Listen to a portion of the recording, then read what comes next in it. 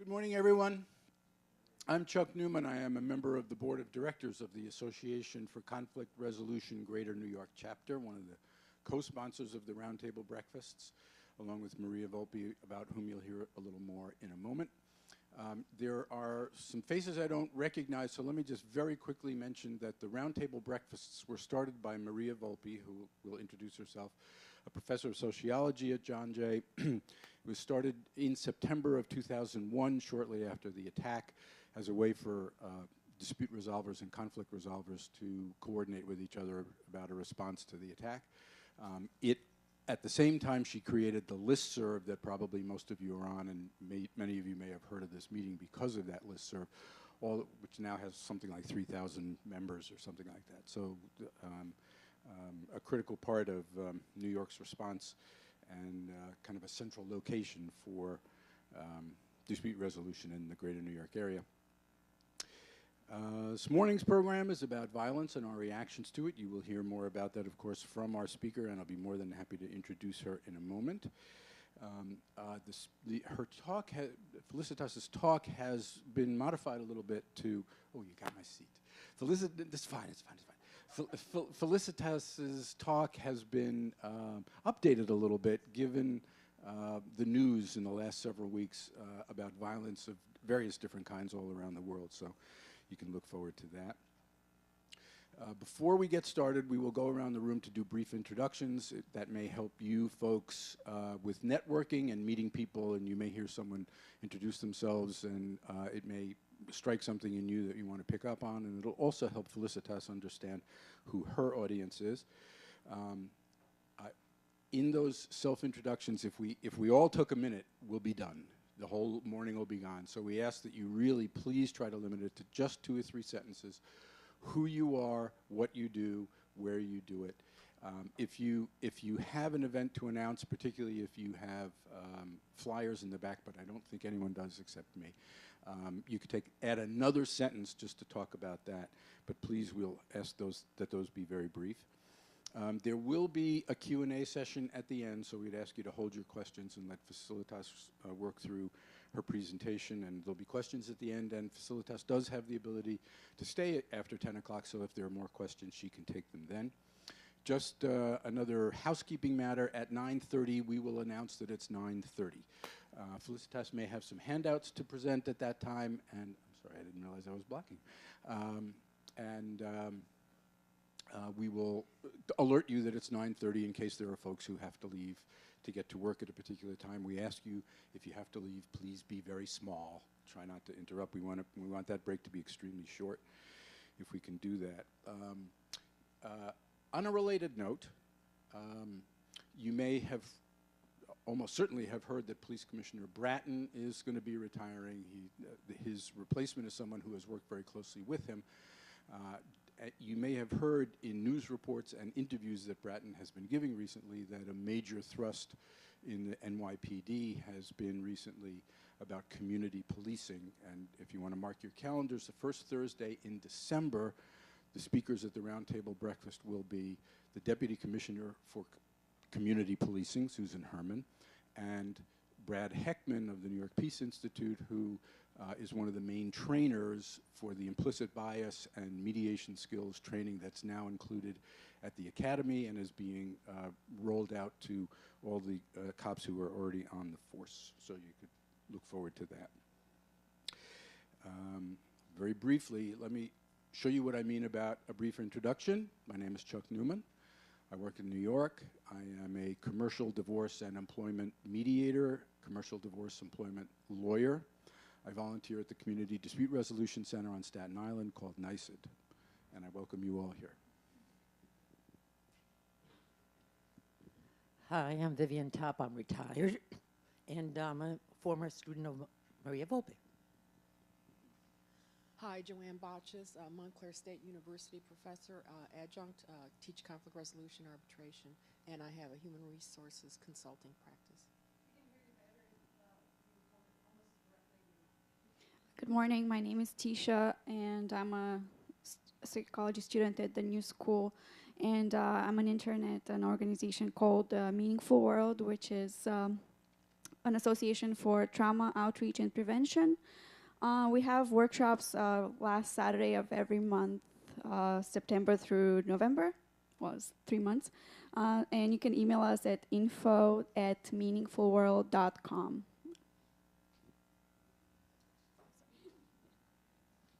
Harold Rubin, I'm associated with, I'm too old to get out. What are you talking about? If you could please hold the microphone. I'm sorry, how's this? Harold Rubin, I'm affiliated with Mount Sinai Psychiatry Department. I also do mediation arbitrations for the stock exchange and Part 137, lawyer-client fee dispute. Dr. Mady Morantz, I'm a psychologist. I'm presently doing private practice both in Staten Island and New York. I've worked with post-traumatic stress often. Right now I've worked with every age group, but my specialty is children. Althea Seaborn, criminal justice professor at Norwalk Community College in Connecticut, former prosecutor and mediator for many years. Good morning. I'm Karolina Galetsky. I'm an attorney in New York and a member of the New York chapter of Mediators Beyond Borders. Hi, I'm Sarah Zagori. I'm an apprentice mediator at the New York Peace Institute, and my background is in human rights. I worked with victims of armed conflict in Palestine, Africa, and Colombia.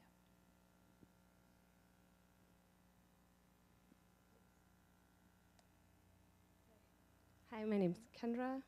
I'm finishing a master's in mediation and communications in Paris. I've been interning at the New York Peace Institute in the Brooklyn Center in the criminal court program, and I'll be interning at the UN at the Ombudsman's office. Yes.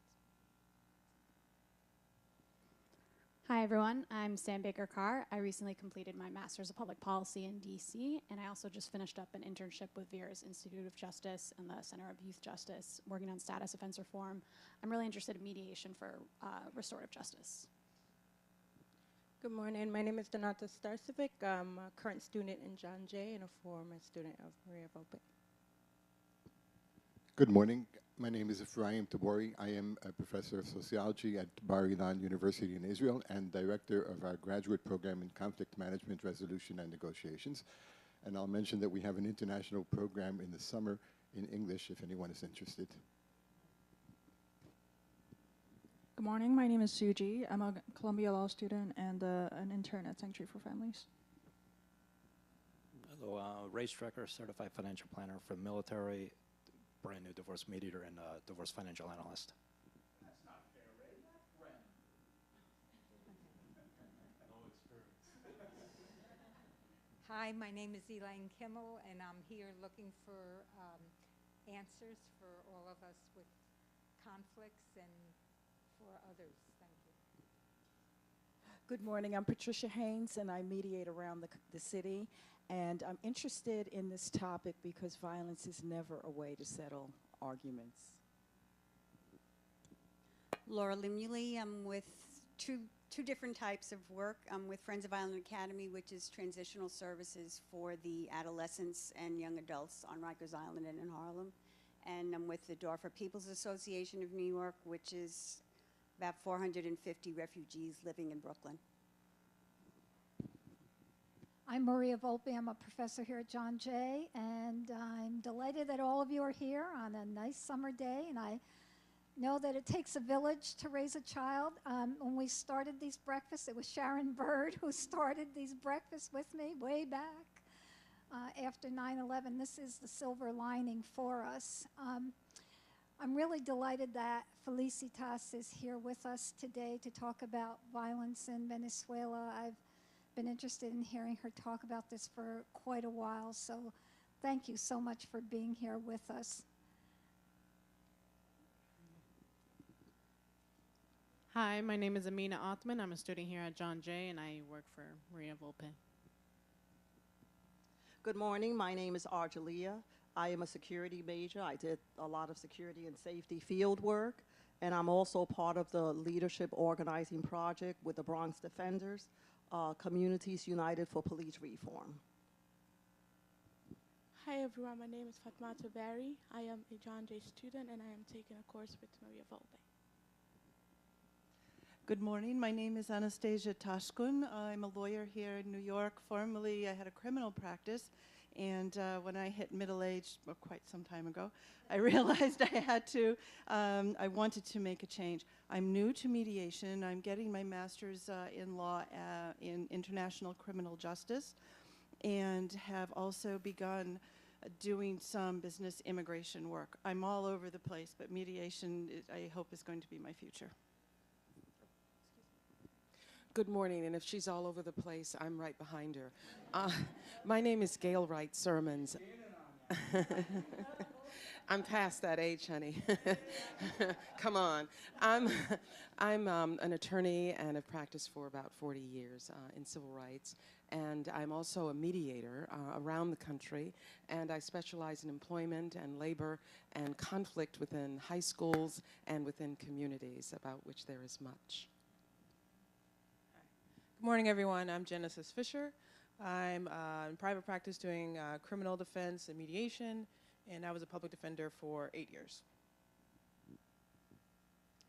Good morning. My name is Margaret Gunang. I work with Sanctuary for Families. We provide services for women who have experienced domestic violence. I studied couple and conflict mediation at the Ackerman Institute, so I just came to hear what is going on now so I can take it back to my women. We have 58 families in the shelter where I work.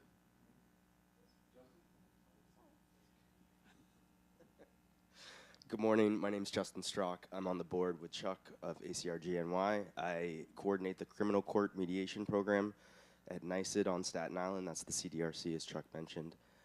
I'm also an attorney, and I practice intellectual property law. But mediation and RJ are really my passions. Good morning. Dennis Leonyanko, ex-UN. I work with East African Global Consulting now. I'm just here out of curiosity. Thank you. Noelle Oka, social work, reentry. My name's Tom Santoro. I'm a business mediator. I teach and research intercultural conflict management at a university in Hamburg, Germany. Come here once in a while. This is my home originally. Come every first Thursday. That I can't afford. Good morning. I'm Alan Gross. I teach a summer course in mediation skills at NYU Center for Global Affairs right now, today, actually. Right, Nancy? And I also am a founding member and an activist at Mediators Beyond Borders. I do a lot of mediation mainly for community centers in Pennsylvania, where I live, AAA, Post Office, Department of Defense, FINRA, mostly workplace and family and commercial.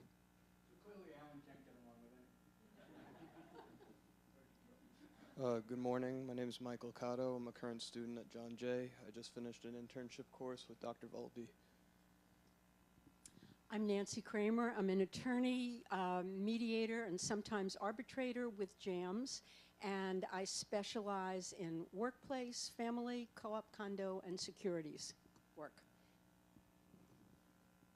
I'm Sharon Bird, and I'm delighted to be here whenever I can be in New York, having worked with Maria from the very beginning of this dispute resolution consortium.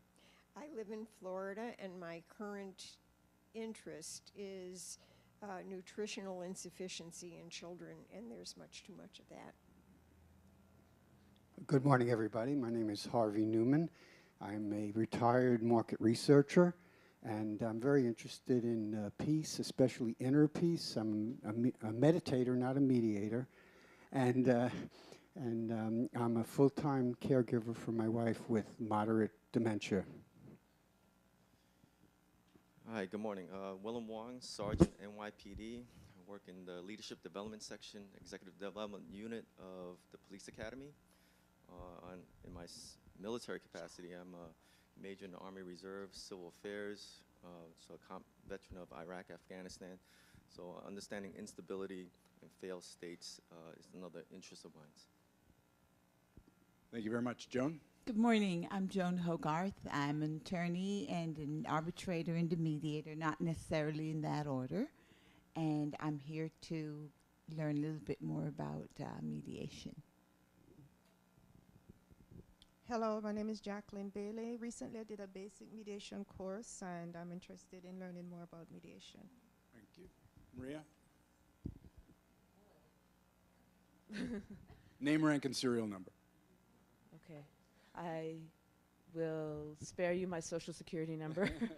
I'm Jill Strauss. I teach conflict resolution at CUNY at BMCC.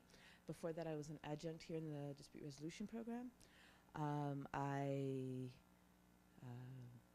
think that's it for right now. Thank you. Good morning. My name is Marika Kaptapon. I am a visiting scholar at Columbia at the Institute for the Study of Human Rights. And yeah, so maybe that's, I'm from Hamburg, I'm from Germany, and yeah, I'm a political scientist. Thank you all very much. I want to clarify something. Regular visitors to the breakfasts will know that it's usually Julie Denny who is up here doing the introductions. I wanted to assure everyone that she is just fine. In fact, so fine she's in Maine. And I get the privilege every once in a while of taking over for her. A word from our sponsors, the Association for Conflict Resolution Greater New York Chapter, which is ACR-GNY.org, is one of the two organizations that puts on these, or has for the last many years put on these breakfasts. You can learn about us at the web, ACR-GNY.org. Membership is very inexpensive. It's sort of, we're the New York chapter of the ACR National, which is the umbrella group for all sorts of conflict resolvers and dispute resolvers. Please check us out. Membership is very inexpensive and an enormous value because of everything you get from it.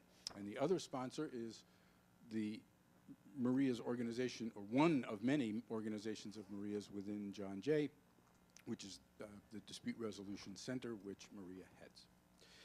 Thank you all very much. There were at the back, but I don't see them now, flyers for a program. Oh, there's someplace in the back. There is this flyer for a program that I wanted just to call to your attention.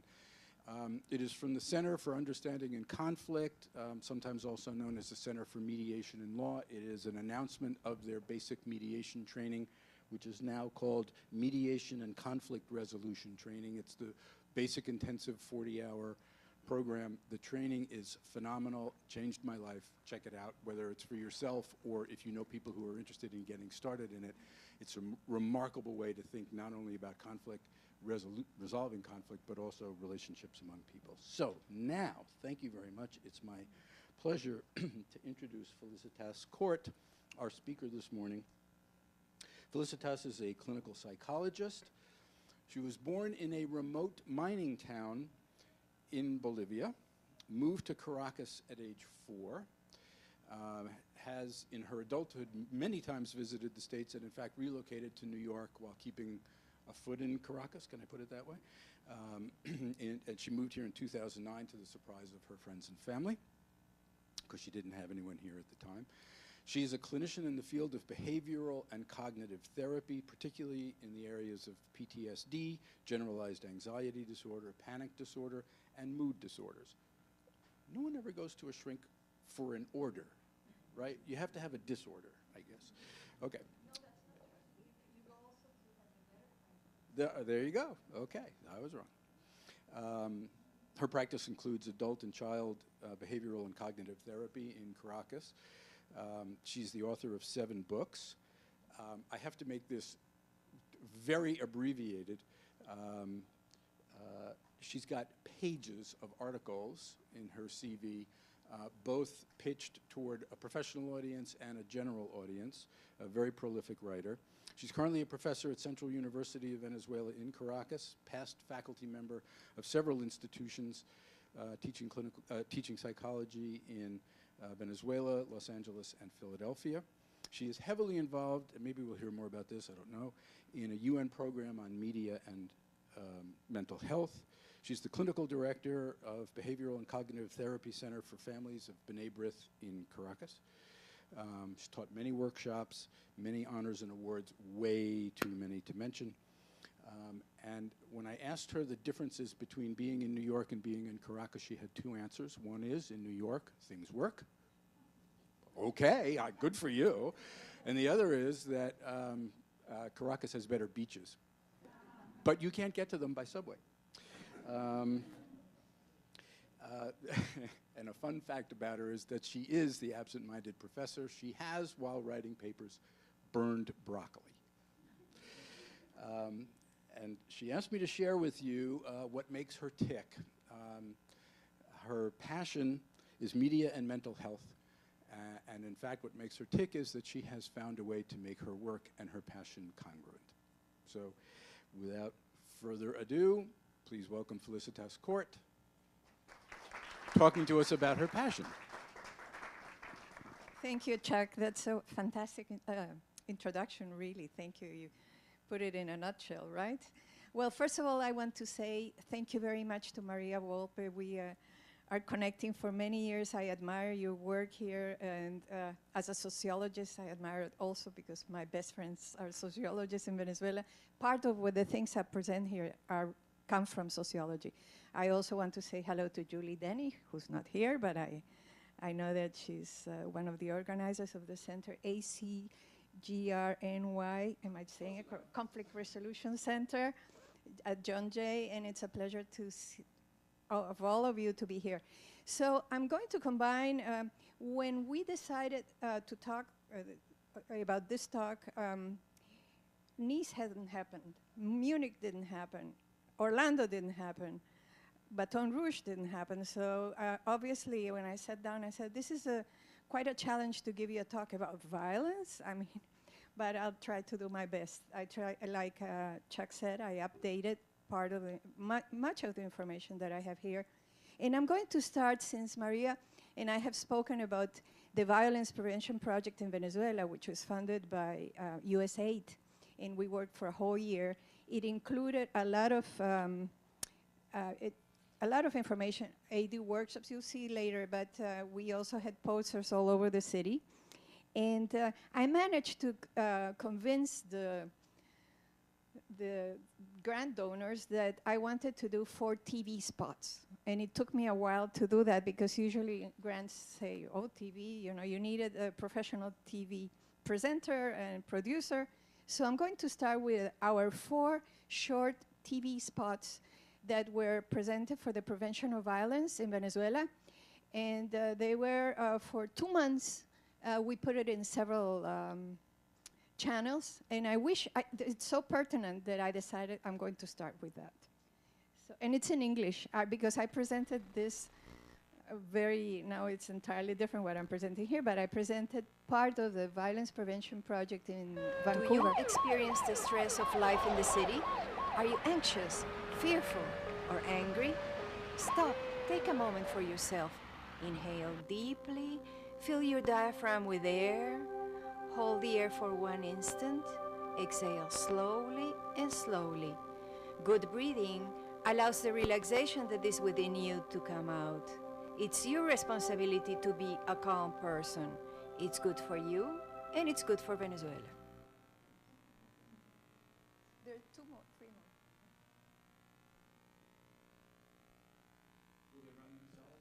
I think so. Communication is the key for a calm and peaceful society, but communication has its rules. Look at the person you speak to. Express your ideas with clarity and without aggression. Say what bothers you and maintain your body in a correct posture. A good communication means to be ready to listen, to be ready to understand, and to be ready to respect the other person's point of view.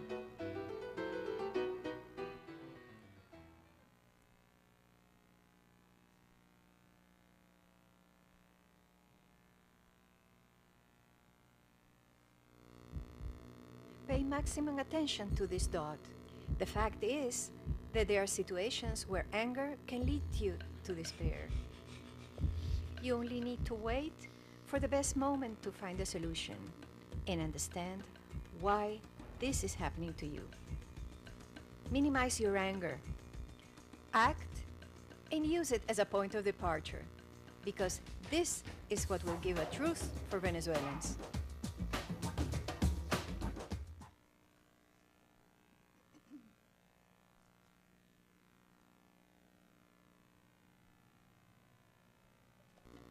Self-efficacy is not the efficacy of a car. It's to transform any doubt in a challenge to better yourself. It means to look within you, the answer to what you feel, think, and do, and also what you wish for your suburbs, your community, and your country. Self-efficacy is to assume your own responsibility. It means to persist, to attain your goal, my goal, and the goal of all of us. Because this is a truth for Venezuela. As you can see, it's very pertinent. I challenge you to tell me which of the media shows things for the prevention of violence. Please, I'd like to know more about it, because what I see in the front pages of the several newspapers is violence and violence. I don't see prevention of violence. I'd like to see more of that. So I'm going to start with the presentation. Thank you. Thank you. So, you know where Venezuela is? Well, I'll show you. Venezuela is right here. At the top of South America, it's the gateway to go to South America, and it's a beautiful, beautiful country. Unfortunately, it's the second the second country in the world that has violence. But this is not the subject of this talk today. But it's a beautiful Venezuela. When it gets better, do visit it. Okay. So many of you have been attending all these breakfasts, and I'm not sure that what you know, how much you know about what behavioral and cognitive therapy is. And I'll give a short description. Basically, the Association of Behavioral and Cognitive Therapists is located here in New York. And in October, you're welcome to come to our 50th anniversary. And it's very, very motivating. There are a lot of workshops and things. It's going to be at the Marriott Marquis. You have the website, and check it out, because it's really fantastic for many of the things that you are interested in, couples, PTSD, depression, you name it. So behavior therapy, how many of you know what is behavioral and cognitive therapy, just for my own? Okay, pretty good. So it's a quick review. It's the applications of findings. When you have 400 kinds of therapies, right? Behavior therapy comes from behavioral science, and it helps you to change behaviors, mood, and emotions.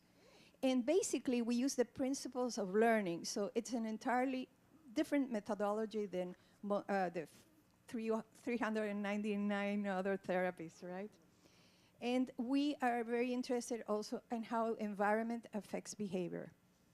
When you hear it's behavioral and cognitive therapy, so the aspect of cognitive therapy, it's related to the fact that the problems stem from irrational thoughts, wrong ways of thinking, wrong beliefs. And the goal is to modify the thoughts. And we have a methodology which is it comes from experimental psychology, and it's very straightforward, and you really have to be disciplined how to work with behavioral and cognitive therapy, but it's worth your while once you have you apply the methods. Okay. So let's start with what is violence, and this is the things that I've been updating. Since the Violence Prevention Project, it really is a pandemic public health problem, violence, and it affects all countries in the world, not only Venezuela or the US or Europe. It affects all countries of the world, affects the quality of life, and it affects also, definitely damages the social fabric. In Venezuela, I can say that families are separated. They live all over the place. They have to leave the country, so some people go here, some people go there. There's fragmentation of society.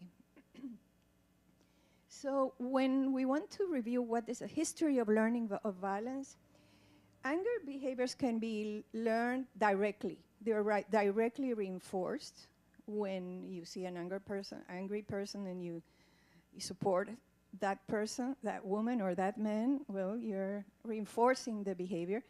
And also you can The language can be imitated, and there are behavioral models, anti-heroes, which we had in Venezuela, and the movies and the video games and whatnot. If you stop in if you check the websites of the video games, they're really very, very violent, as you know. So if you want to review the history of violence, of course, again, in a nutshell, we can say that there are psychosocial factors such as low self-esteem, low socio-economic income. The parental rejection is very important, but we won't go deeply into that now. But it's how parents behave with their children and what kind of discipline they use that can affect the history of violence. Of course, physical punishment never teaches anyone any behaviors. It teaches violence and academic failure. I'm describing here a book, but it's in Spanish, my last book, Manual of Emotions. The next one, I won't even tell you the title because it's about psychopathy. But okay, the social and psychological factors for violence are, again, yes, also the fact that we have, aside from the low self-esteem and the social disadvantage, we have gang members. And in Venezuela, this has been studied thoroughly by a fellow sociologist who I'm sure Maria would enjoy very much his work, but it's in Spanish. And he describes the different type of gangs, how organized gangs or not so organized, unstructured gangs or non-structural gangs. And, but it's one of the social consequences about violence. So what happens when you watch violence, when you directly watch violence? Well, it teaches you a new way, different ways of violent behavior. You learn it, you see it, and you apply it. Not you, but some people who, the most normal people, if you know the work of Philippe Zimbardo or basically it's called the experiment in prisons. So you can see how a normal person can turn very aggressive and can become violent. So when you watch violence, it also reinforces existing aggressive behavior. If you're aggressive and you watch violence, you say, okay, fine, I'll continue doing this. And it reduces the sensitivity. The more you watch about violence, it gets to a point where you're desensitized to the images. That's why one of the, when the news review, once, they show once and twice and 100 times certain terrible images, it gets to a point where people get desensitized. So we psychologists recommend for you to choose specific times to watch the news, not before sleeping, not when you just wake up, at a certain moment of the day when you're ready to see violent situations and learn how to deal with it and not take it in passively, like taking it all in. And of course, when you watch violence, it weakens your self-control because you say, oh, well, these are ways that other people handle angry behaviors.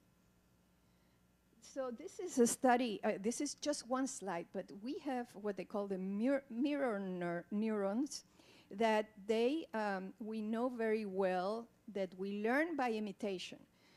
Albert Bandura, who is our one of pioneer in behavioral and cognitive psychotherapy, also as a sociologist, way beyond everything. In his work, he has done a lot of work throughout assessing groups throughout the world on how to prevent violence via, believe it or not, soap operas.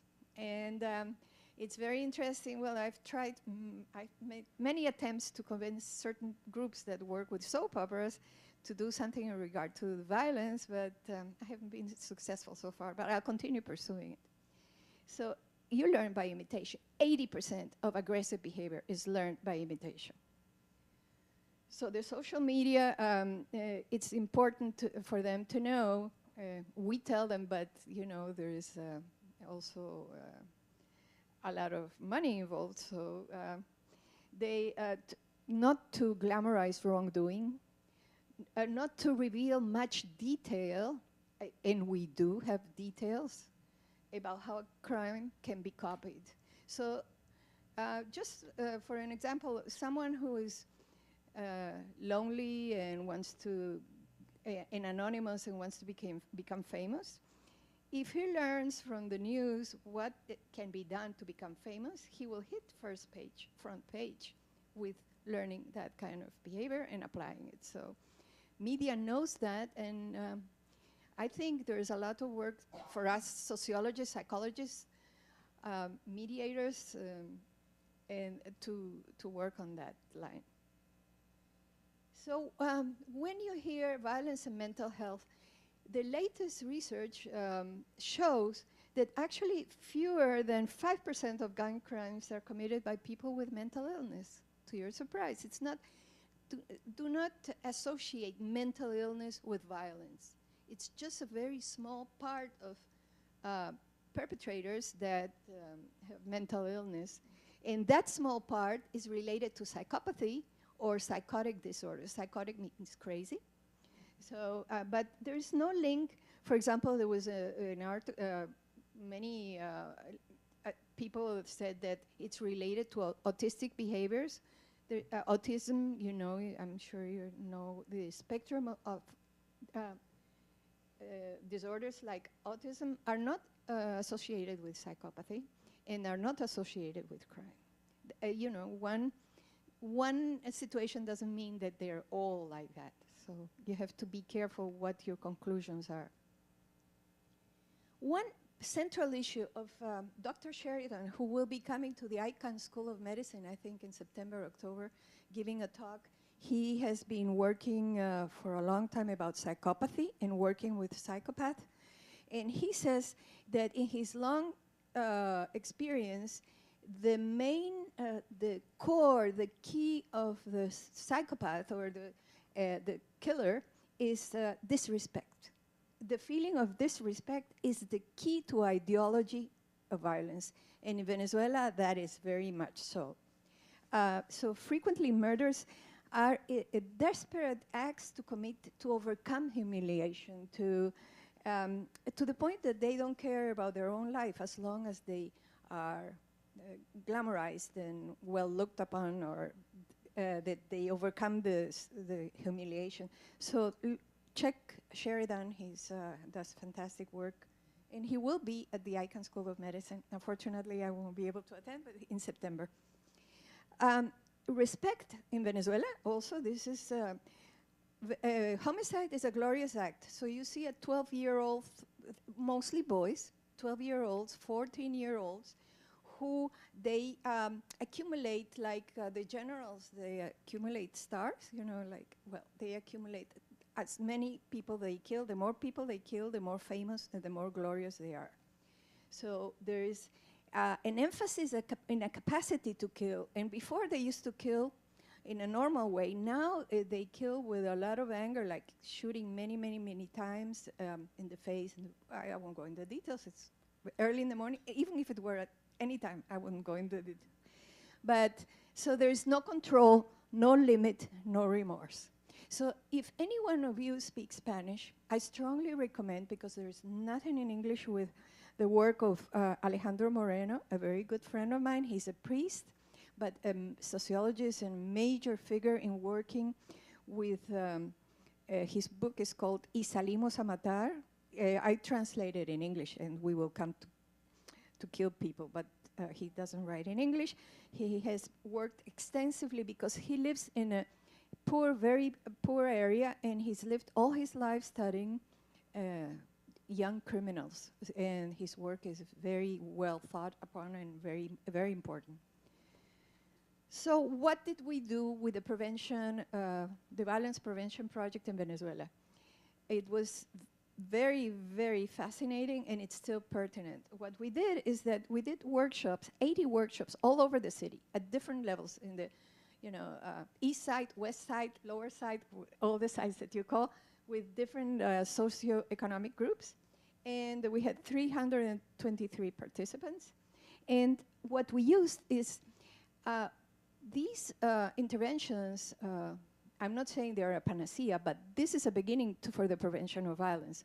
Like you saw in the video, they first, the workshops are the same as the videos or the posters. We made a let's say, coherent. And we even distributed in the subways for the whole year the same information, and if you speak Spanish, flyers, and the flyers weren't done by psychologists. You're welcome to have a few. The flyers were done, and that was at my insistence with my group, my psychologist, I said, we don't do the flyers. We psychologists don't know how to do flyers. We have to hire people that know how to do that. And we did. So the grant paid for it, and it's a fantastic, very successful flyer. So the flyer says, even for people who don't know how to read and write, first, how, 3 simple ways of breathing, 3 simple ways of assertion training. So when you talk about mediation and assertion training, they're, both in the same side. We can say that mediation, when I've been attending here, you want people to be assertive, and then you're welcome to talk about your side of mediation, but there is a lot of similarity, and we have to be careful of language, because assertion training and mediation have many things in common. And the cognitive behavioral anger management, it's a very, very successful work recently by, not so recent anymore, but Casinovi, that's his name, and also Eva Feindler, and there is Novako, and you'll see later what Raymond Novako from the University of Southern California used for anger management. So before, anger wasn't studied, and we know in the last more than a decade, how to deal with anger and what to do when our clients, patients, are angry, and what to teach them. And self-efficacy is the essence of the work of a community. It can be individual self-efficacy, of course, and collective efficacy, and that would be the ultimate goal. So let me continue.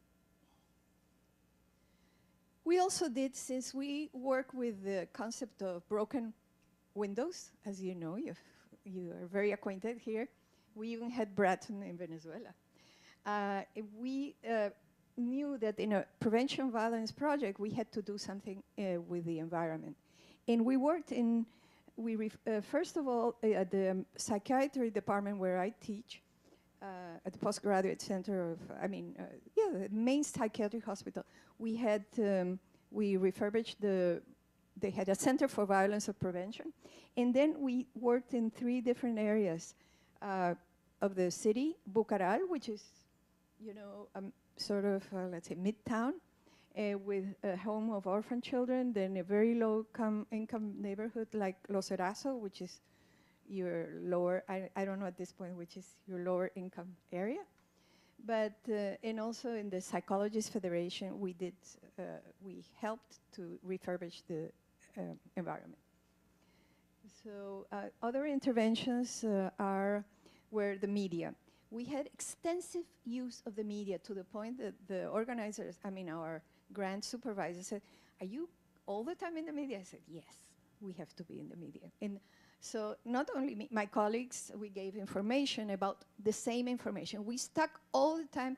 Once you decide what to do, you stick to the point. So we did relaxation, assertion training, anger management, and self-efficacy, any way, shape, or form. And there is a program in Israel that was related to that when there is trauma, the work of Milgram, I think, that they gave information in the media, and people, everybody, the city was aware, the citizens were aware what trauma is and how to deal with trauma, how important it is.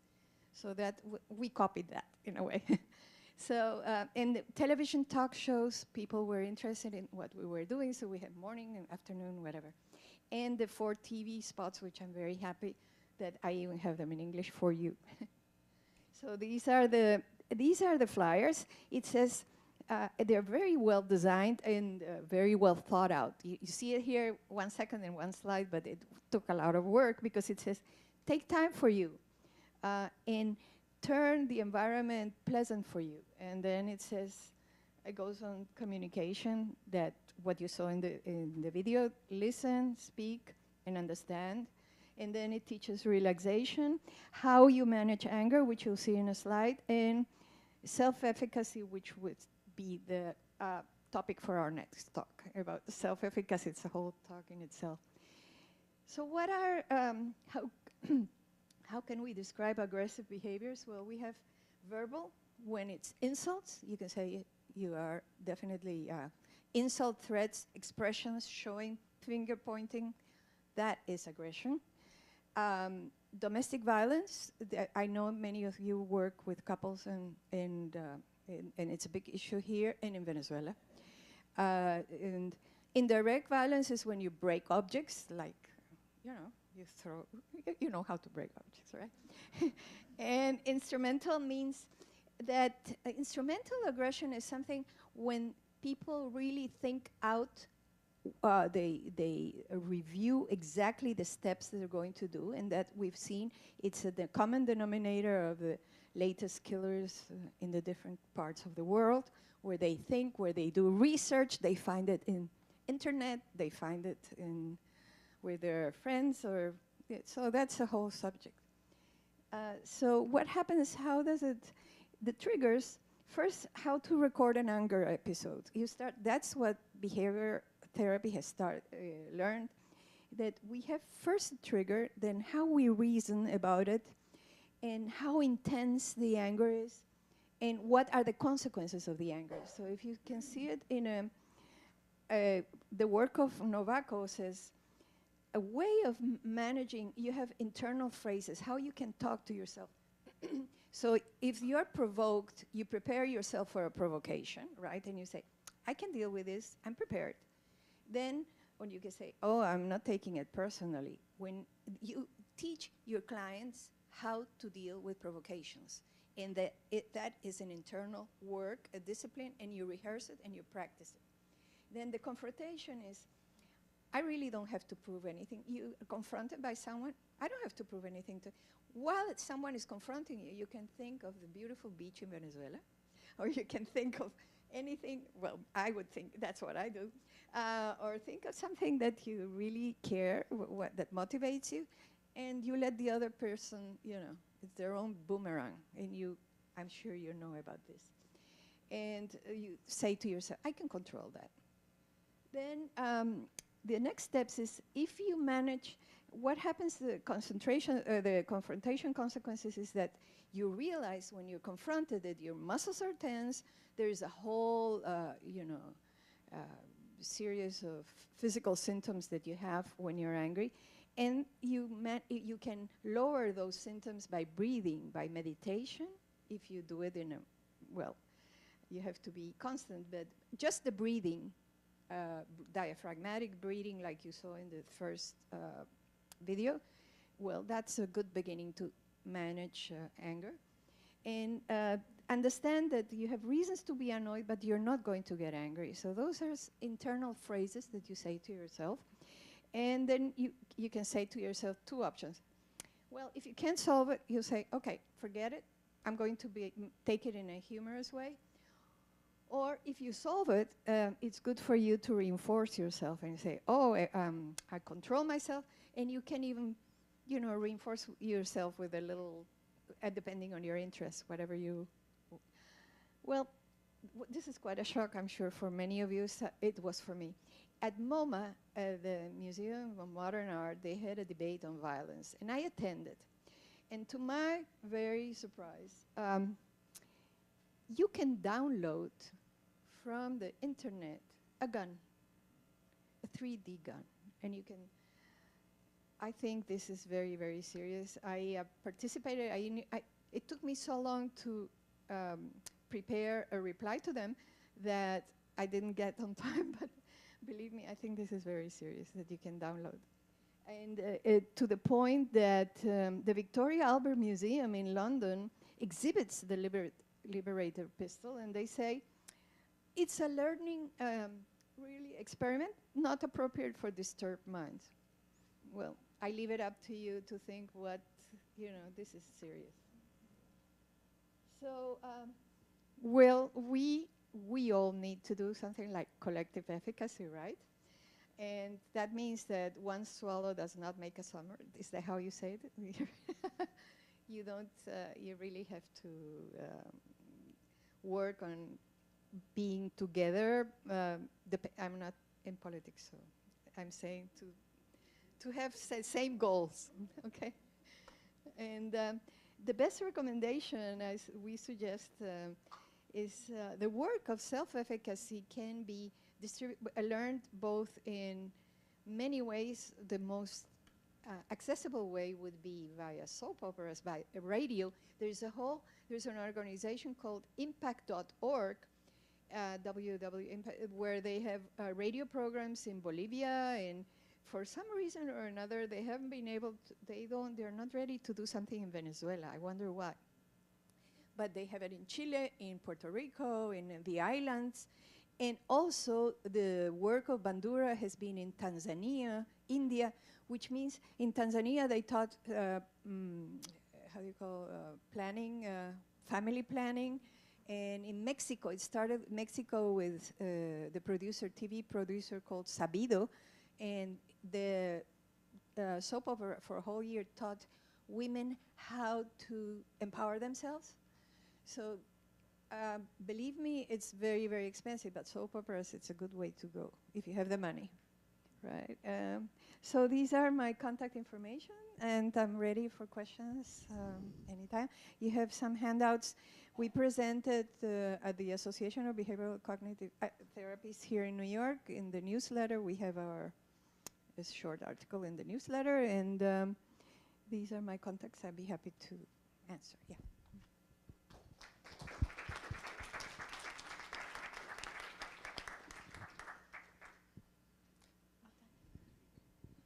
Does anyone have any questions?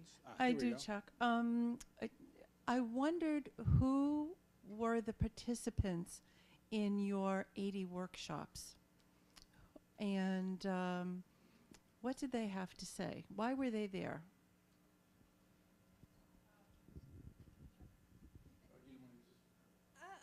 Yeah, you're right. The participants came at random, actually, and we, depending on the area where we did the workshop, like I told you, in different parts of the city. So it was people that were concerned about violence because mainly things at the home. That was a little while ago. What is your name? Anastasia. Yes, so it was mainly related to domestic violence, or less. Now it would be, I mean, the streets are full of violence. But at that point it was related to families having problems with their children or teenagers or couples, domestic violence, yes. Mm-hmm. Yes, thank you for your talk, Felicitas. That's wonderful. Thank you. A number of years ago, I had an opportunity to meet Arun Gandhi, who was the grandson of Mahatma Gandhi. And one of the things that he talked about that really changed my whole view about it was he was seated on his grandfather's lap, and he got into a discussion where he was given a chart to do of passive violence and active violence. And of course, active violence we know, but the passive violence became a very interesting other topic, and I wonder how much you deal with that. Thank you so much. Well, you see, we have, it's important to talk the same language. And when you say passive, I would say inhibited anger.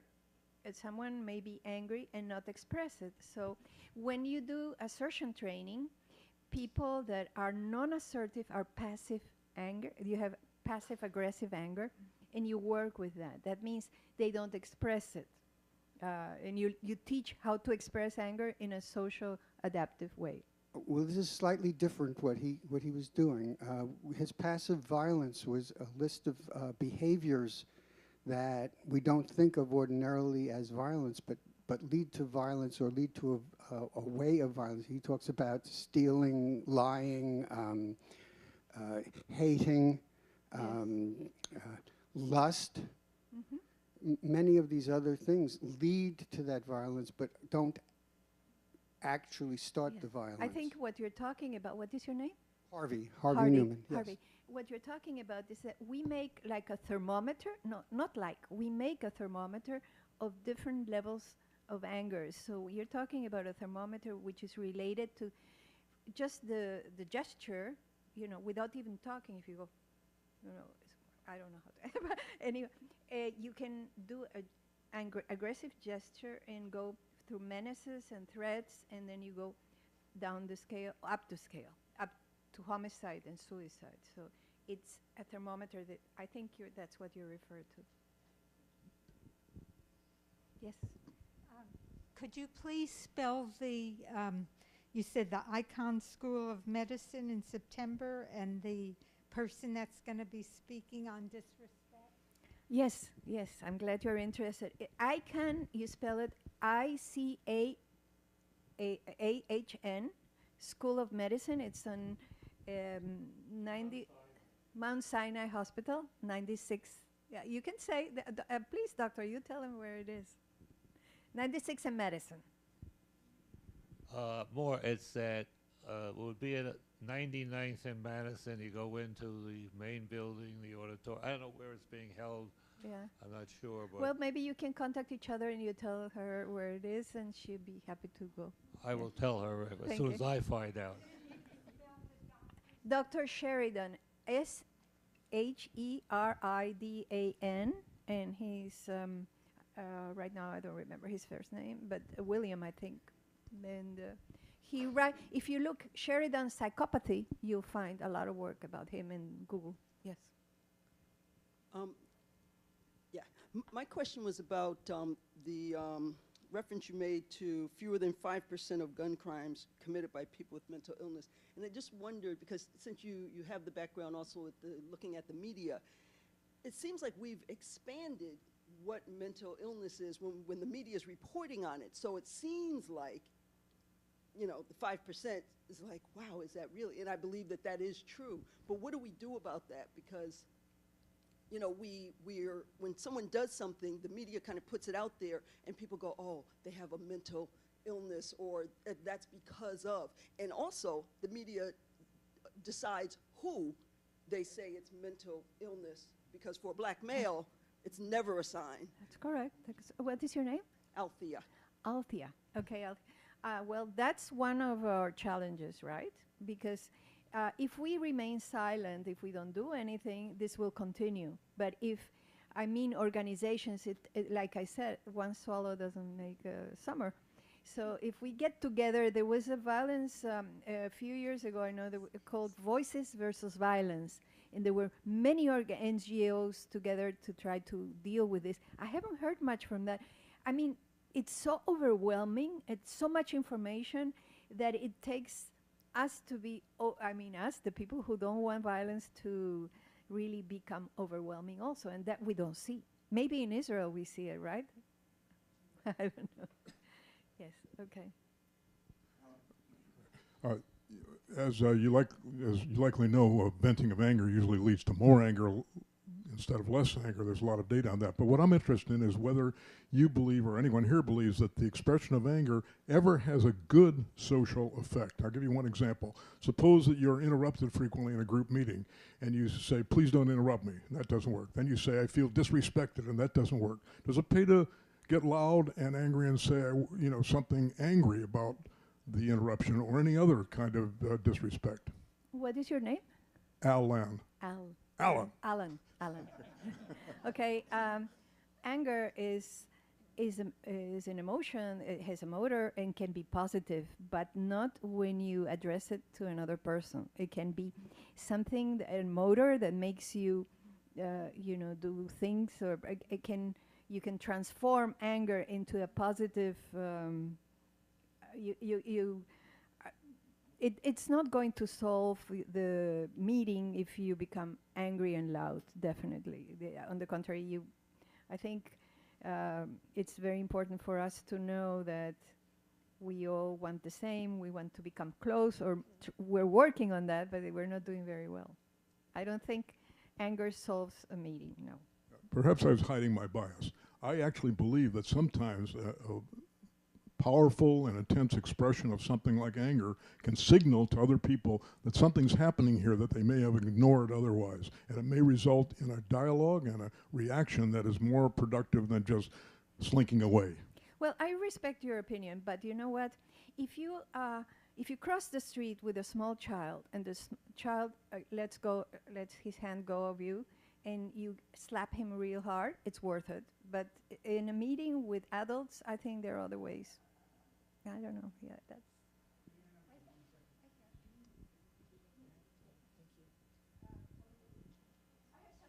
Handouts here. You're welcome to take. Thank you to Maria that at the last minute she was able to give enough. A big applause to Maria. Yeah. Thanks to her, you have the copy.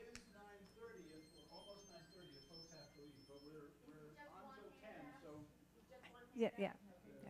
The questions can go on. Did she have? Hi, Yeah. hi, I'm Jill Strauss.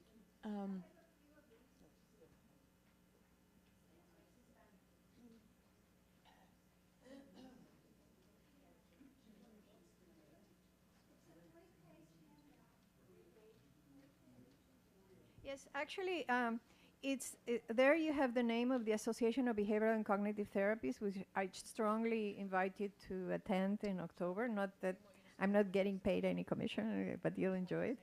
And we wrote an article giving information in the newsletter about our work. Yes.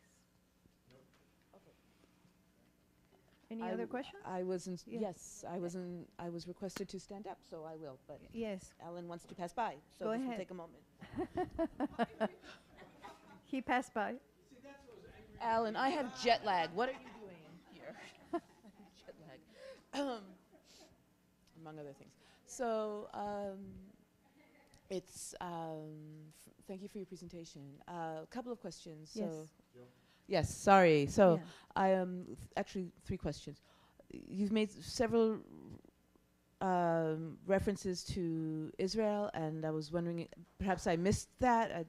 Since I am just back from there, I'm wondering why the references to Israel. And you haven't mentioned Palestine, so I was wondering about that.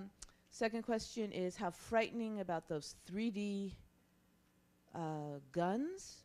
Are we also making 3D bullets that you know of? I mean, as much as I hate guns, I have an idea that what if we outlaw, instead of worrying about the guns, now I'm thinking about the United States, and we have it's in our Constitution, and la la la. What if we got rid of bullets, and then let's just let people bang each other over the heads, you know, and then let them play, however. But bullets. And the third one is when you were talking about, you mentioned at the beginning that Venezuela has the second highest rate of violence. So I was wondering who's the first, and what kind of violence are you referring to? So also coming from where I've just been, I'm thinking, and coming from the United States, I'm thinking state sanctified violence. I'm thinking all these, you know, there are all these different kinds of violence, and what are you talking about so that we can understand Sure. better? Your name is Jill? Yes. Yes. I'll start from the end. Honduras is the first one, and this is a very recent number of homicides. The thing is, in Venezuela, homicides are anywhere, anytime, wherever you are. It can happen wherever. It can happen anytime, anywhere. So, and in the year 2014, they had 25,000 homicides. And if you go to Toronto, to Canada, they have 30 in a year. So, you know, this is and unfortunately, the more you look at, and the government doesn't give the whole information. So, but what some people have counted, they know, they see it when they go to the morgue, and they count that way. Yeah. So, in regard to, you say bullets, no, not that I know, they use real bullets. But it's not my expertise. It's just that I was very impressed that that is happening, that you can download a gun, you know. And in regard to Israel, well, when I started this project, which was in beginning 2005, 4 and 5, doing research of countries that worked on giving information to the general public of PTSD or violence, I found the work of Milgram that was very powerful to teach the population what to do in regard to. And I'm sure that in Palestine, recently I've heard that they do in the borders, and they have centers where they work with this, but I haven't. If you can give me the reference, I'd be happy to incorporate it. Yeah. Yes, I noticed you talk about a few times like soap opera to help with preventing violence. Mm-hmm. In what way? Could you explain a little bit more about soap opera? Very much. Thank you for the question. That's a passion, but right now a dream. I have a dream, right? I think that you can definitely. There are even booklets from the group of people that are with Bandura, Albert Bandura. They teach you how to do a soap opera for the entertainment and yet not be, boring. And you have a protagonist, a good one, a bad one, and a neutral. And they prepare according to the location. It could be in India, it could be in Zimbabwe, it could be in Venezuela and Bolivia. According to the where it's located, the problems, the conflicts they have. So they design a script, and they try not to make it too extensive, but let's say 30 episodes or more. That would be great. And you can choose, according where you are, what is the main object of what behavior you want to change. Do you want to change anger, which would be very important, to change the image of how lonely people can be famous, can be heroes and not anti-heroes, for example? It's a suggestion or something like that. You can prepare and then show that in the media, in so many medias you can show it. Twitter, Tumblr, whatever, Snapchat, I don't know. Yeah. Thank you. As a comment to Jill, who she's not here anymore, but in response to the bullets, in response to the bullets, I don't think you can ban them. But also, what's interesting about them is the fact that you don't need to get a license or a waiting period to buy them. And I like what Chris Rock has to say about bullets. Rather than ban them, let's just make them really expensive, make them $10,000 a bullet, so that if someone gets shot, they probably did something pretty bad. It's just a joke. I don't really believe that. Yeah, exactly. Thank you. As a kid growing up in the 80s and one of 3 brothers, there's a lot of casual entertainment violence in my life, and I'm wondering about, you talked about video games and a lot of movies and stuff like that. I'm wondering about the research on, I guess, outlets of the expression of anger, because there's a certain sense I get that boys in particular have an innate tendency to act in violent ways that's not necessarily learned behavior, that it's just sort of an outlet of energy and an expression of more than just an anger emotion. And so I'm wondering about whether there's good ways of expressing violence, if that makes sense, if that question makes sense. Well, yes. So your name? Justin. Justin. Well, The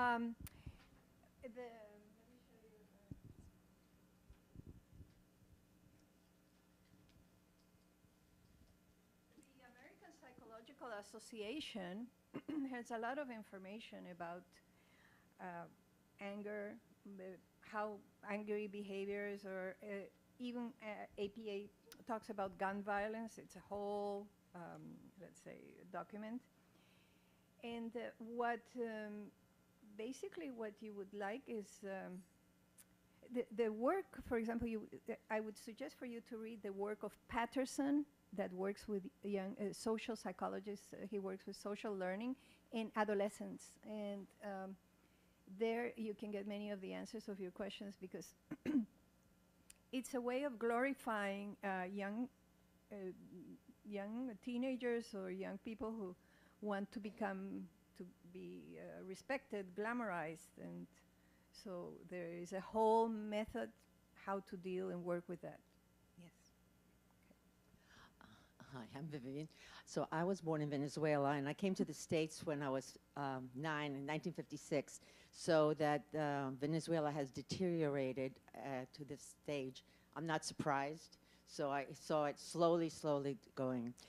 That's one thing. The other thing is that I saw a movie, and they had put explosives in the subway.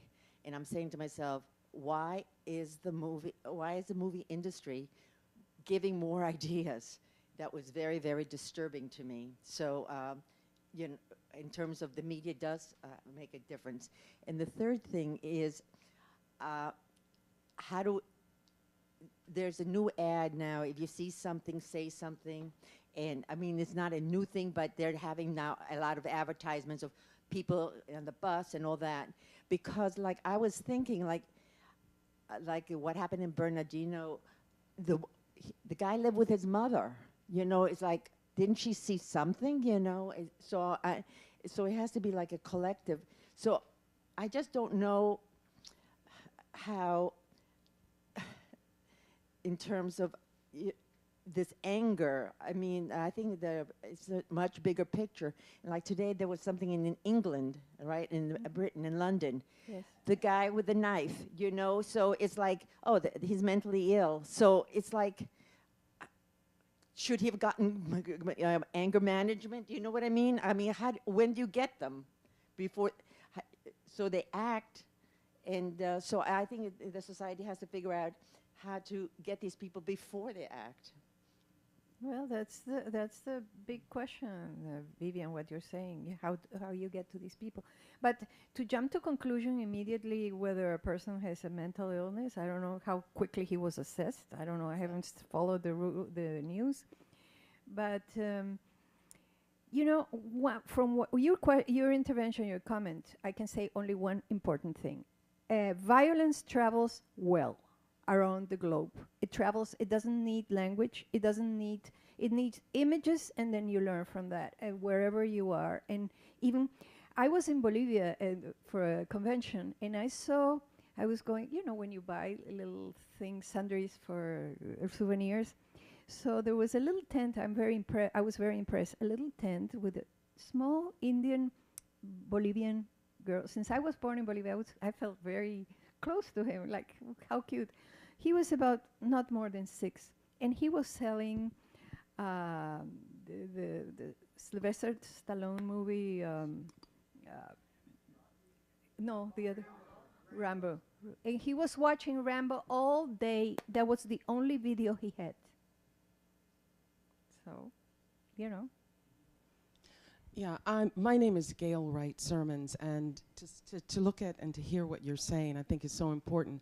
And I think I'm a civil rights lawyer and work with the Legal Defense Fund, the NAACP Legal Defense Fund, for many, many years. And one of the things is to truly appreciate the fact that violence just doesn't jump up. It comes from a lot of it from communities. If we go to the south side of Chicago, or if we go to the favelas in Brazil, there's a correlation too between violence and poverty and lack of education. So to go at it at its ending point, which is the violence itself, and to say let's cure it there is not the cure. But the cure is to certainly look back at what's causing the frustration, the anger. This is the only way I can express myself, which is to show I'm a big guy in the community and I can shoot 20 people. So I think that we have to have, yes, a holistic approach to all of this, and to look at the 5%. We know about those media issues. The media makes a big thing of mass killings. So that's why the 5%, the small percent of people who are mentally ill who commit these horrific crimes, if we look back at them, you know, nobody talked about the guy in Dallas, the black man. Black men are never considered crazy. They're just considered vicious and vile and evil. And we need to speak up on that as well. The person who killed, the black man who killed the officers and then was blown up with a robot. I mean, come on. And this is America. But I think we need to look at it. The NAACP Legal Defense Fund has created something called the Rapid Response, Violence Rapid Response, which is a holistic approach to looking at violence. Violence within our police system. where there are tremendous levels of violence. Nothing personal against the police, but to understand who people are. I mean, in this nation, what kind of person are you who wants to be a police officer? I mean, you know, really. So looking at that in a holistic kind of way, and I would wonder how, and I think some of the questions have raised that, how is your project connected with other organizations that look at the spectrum of causes of violence, and therefore how we can challenge Very and change. interesting. You're explain. What is your name? Gail Wright Sermons. I'm a professor too, and my students, I tease them and say, you don't have to go to church, just listen to me, and you're going to get the right sermons, and that's my real name. Okay, Gail. I can answer only for Venezuela. That project, violence prevention project, since I was the director of the project, obviously you can see that, I suggested, I was working with 3 other psychologists, also with an architect and with people, with TV producers, but then at the end we had a little bit of funds, and I said, okay, so let's have, how much money do you have? Can we pay for at least 12 radio programs? And in these radio programs, since I represent the Association for Behavioral and Cognitive Therapies in Venezuela, a Venezuelan association. And we did a lot of activities for the community. And I had a radio program, I'm a producer of the radio program called Habits and Inhabitants. And my colleague said, oh, you're using this to get more clients? And I said, 0. I got 0 clients from my radio. That wasn't the goal. But the radio program was once a week. And then when we had this this project, we ended the project with 12 programs, and the radio programs invited other NGO organizations that were working with violence prevention. So the essence is to unite. You know, I hear some of you represent this organization, you represent this organization, but you know what? In Venezuela, they have organized crime, and the crime controls a community. And the community is completely 0 control, it's fragmented. So it needs organization from our part, and that's where behavior therapy comes in. When you have a methodology, you choose like 2 or 3 recommendations and you stick with them. You don't get more. Like when I see recommendations in Venezuela, I won't talk about the US, I'm Venezuelan so far, I have a residence, but I'm not American yet. That you have to choose. They give long lists of what to do. You do A, B, C, D, T, and you continue another page and what to do. Even and I'm in the American Psychological Association, but you hear like a whole document about guns. I think we should. It's very important to use the method that comes from experimental design to stick to 2 or 3 goals and work on them, and together. I mean, all different organizations, different NGOs, and stay and stick to it, and prepare a program that would be much more powerful. That's what organized crime does anyway. So. Yeah. Hi, my name is Argelia, and one of the things that I've noticed in especially the poorer neighborhoods, or the neighborhoods where so much of that police conflict is going on, there are not enough or even efficient mental health care facilities. It's really very much lacking. So we're not even talking as close as having a mental health crisis, because the help for it is just plain not available. And it could be as easily as a person grieving. Where do they get counseling? Where do they go to get help? Okay? When your son has just been shot by that cop, okay, and you are now in a neighborhood that tells you that if you're not on drugs or if you're not an alcoholic, you don't qualify to make use of that mental health facility. Where does that person go? And that is one of the questions that I see even our local officials are not answering. Okay, another situation that I've noticed happens is, for example, now someone here, when they introduced themselves, talked about the nutrition and the situation going on with these youngsters. That is a very obvious fact. We are dealing now in the South Bronx region with, for example, they've opened up all these deli shops. It's expensive to buy water. we don't have access to water. A kid can go and get a sandwich and you'll get soda for free.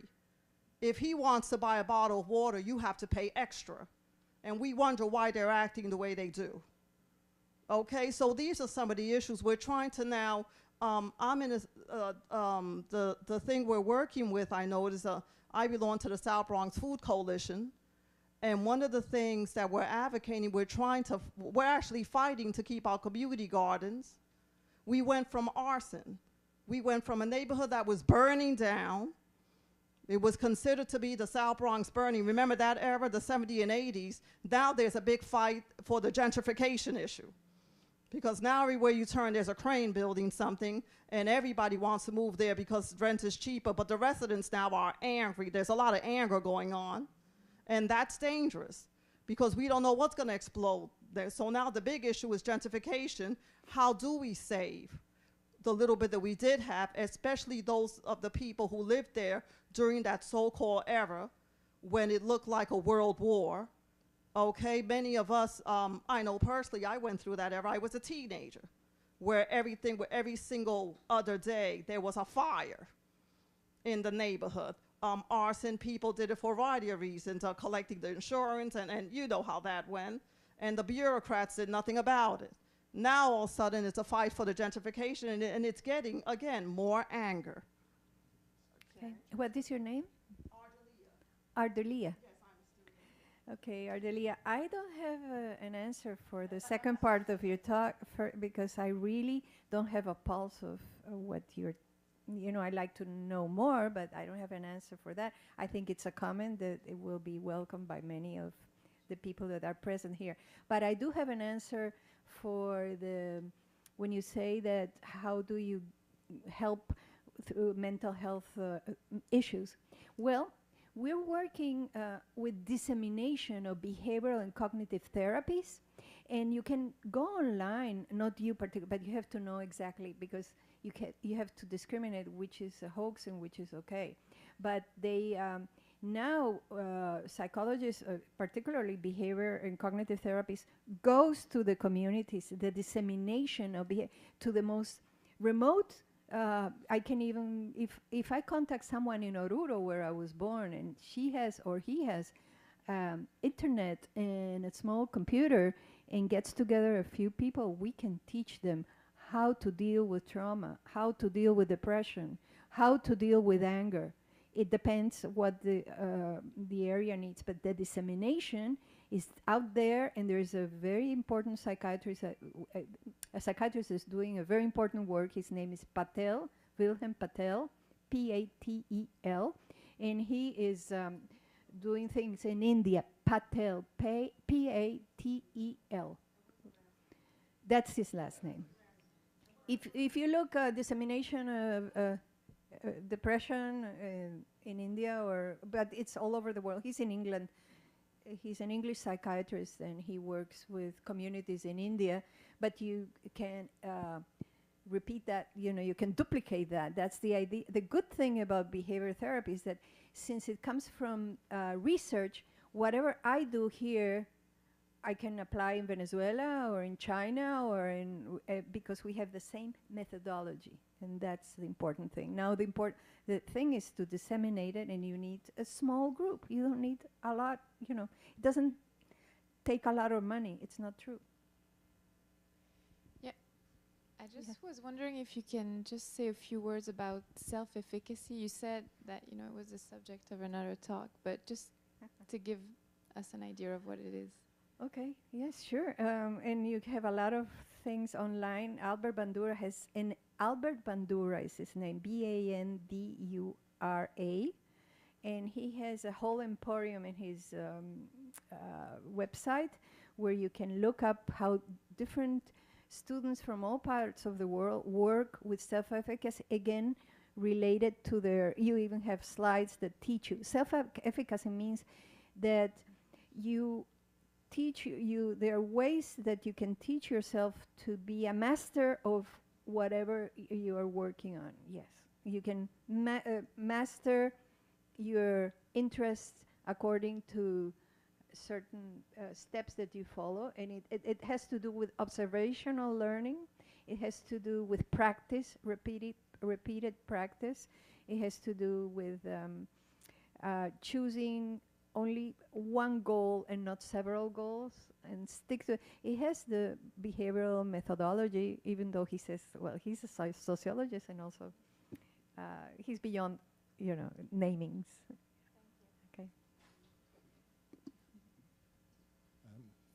My name is Ephraim. Thank you very much for your very well-founded and really empirically based research, and it was very interesting. Since much violence is expressive violence as opposed to instrumental violence, where somebody gets up in the morning and says, I'm going to be violent today, I'm wondering about the impact of the advertisements that you showed in Venezuela, considering the fact that, or the possibility that when one is really angry, do they stop and say, hey, I saw an advertisement and it says that we have to communicate. So do you have some indication about the efficacy of the advertisements, the impact on a long-term or a short-term basis? You mean the impact of our videos? Yes. Short. Well, you know that if CNN, well, I shouldn't have said the name, but if you repeat, if any media repeats an information many times, and you know that the propaganda during Hitler's time too, when you repeat and repeat and repeat, then the learning occurs. We managed to present this in. Not in the peak hours, it was in the mornings and in the evenings, and only for 2 months. But we did manage to interview, and I didn't bring that with me, but interview people in the street who saw the spots, and they said, you know what, seeing how to control with the breathing, I was able not to fight with my husband this morning. Or little testimonies, is that how you say it? Yeah. Little people giving short testimonies of how they had control. But this is nothing. I mean, 2 months in the morning and at night, it's a joke.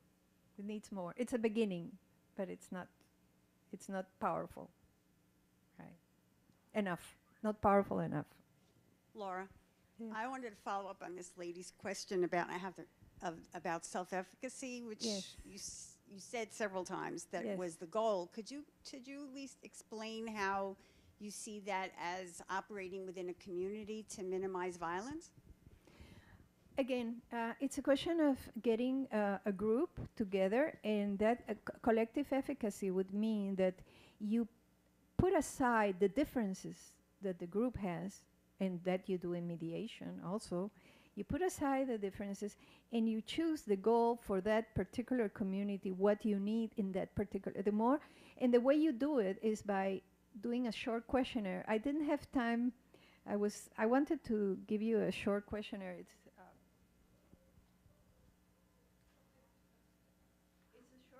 a short questionnaire about the community intervention, where you say, what does worry you more about violence? I'm translating, it's in Spanish. And what is the effect of violence in the way you live, in the way how you protect your family? If you're interested in this, I'd be happy to send it to you, preferably in Spanish, because I don't have much time to translate right now. But which actions do you recommend for your neighborhood to prevent crime and violence? So, you just like you give the specifics of how to kill, how about the specifics of how to function? That's where we're at. How to, here, I was very impressed. I think I wasn't going to show it, but I think when I say, you decide which newspaper that is, but they gives a complete information of guns. I had no idea about these guns. It's a detailed gun, where you buy it, what it is. Yeah. Are you sure you want to distribute that in the media? I don't know. It's a question I leave up in the air. Thank you for your talk, Felicitas. This is kind of a broad question. When a mediator, and I just wanted your general thoughts, when a mediator discovers in a business mediation that there's some violence involved, what are different ways in which they could react, or things they should do in that situation? Good question. What is your name? Tom Santoro. Tom. Well, the first thing, how many people are in your group, in their business group? How many? 4 or 5. Well, I definitely wouldn't work with all of them together. You interview each one separately, and you speak for 2 minutes or 10 minutes at the most. Don't overdo it, but using 3 specific questions related to what you're working on, and then you find the common denominator in the 5 persons, and you start working from there. You don't put them all in the same basket. No. That's a no. So I'm. Don't forget to turn off your phones, please. You see, now you wanted something funny, Chuck. You got it. So I wanted to share that after 9/11, not only did we start the breakfast and the listserv, but we started what has come to be known as our Make Talk Work initiative. We actually got that phrase trademarked. We just got it renewed by the U.S. Patent and Trademarks Office. One of the things, and actually this group 15 years ago, just about 15 years ago, amazing how much time has gone by, would sit around. We did it for almost a year, talking about what can dispute resolvers do as dispute resolvers. In response to 9/11, many individuals were responding in ways that anyone else could, working at food pantries, trying to do other kinds of service work. But that wasn't anything that was inherent to being a dispute resolver. And we would sit around and we began inviting people to come to talk to us from the advertising world, the public relations world, the media, talk about how we could change the message out there, what we could do as conflict resolvers to change that larger context. Those bookmarks, and we don't have any here today, but we usually bring them, in many ways were our response to what we could do. When we talk about anti-violence, there's sort of a somewhat negative message there, but it doesn't tell people, and it also doesn't tell people what to do. We came up with Make Talk Work because it was a positive message, but it also gave people a sense of what to do. And buried within the Make Talk Work rubric were all of the tips and techniques and tactics and strategies that conflict resolvers use to help people deal with their differences. It's interesting that here we are 15 years later still talking about how we can make a difference. There's no magic bullet to this. What I found really interesting this past week was Peter Coleman's article that they posted on the listserv. And this was in response to the national campaign, but he based it on the fundamental attribution error. And he states the tendency to place undue emphasis on the individual rather than on the context that supports the behavior is a major concern, that we keep focusing on individuals and keep forgetting about that larger context. And I think Felicitas has been sort of bringing that back to us. For us, it's what can we do as conflict resolvers to influence that larger context. But some of these situations just don't occur in a vacuum. We have to keep thinking about what is it in our larger context that's impacting individuals. Yeah. So it was a comment. No, very appropriate, Maria. Yes, environment counts very much. It's part. When you try to change a behavior, you think about emotions, thoughts, and actions, but also environment. You can't leave an environment. So in a nice environment, that's why the broken mirror, the broken windows theory, but even after that, there are many other works, in a community that you have, that it's pleasant, that is. And you've done this in the city. I see some areas which were very, very run down, and now they're refurbished, and less violence occurs in that area.